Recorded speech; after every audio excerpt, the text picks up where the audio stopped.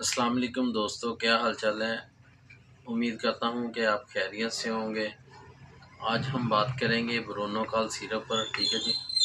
ये सिरप किस लिए इस्तेमाल होता है और क्या इसके फ़ायदे हैं, किस कंपनी ने इसको तैयार किया है और इसकी क्या प्राइस है। ठीक है, तो स्टार्ट करते हैं। ये खांसी का शरबत होता है। ठीक है, ब्रोनोकॉल, जिसमें बलगम को ख़राज करने के लिए ये इस्तेमाल ज़्यादातर होता है। ठीक है, इससे खांसी भी ठीक होती है और बलगम जो चेस्ट पर जमी होती है उसका अखराज करने के लिए इसको इस्तेमाल करें। ठीक है, और अगर हम इसकी कंपनी की बात करें तो ये फ़ेरोज़ सन्स है। ठीक है, और प्राइस जो है वो 150 है इसकी, और हर मेडिकल स्टोर से इजीली ये मिल जाता है।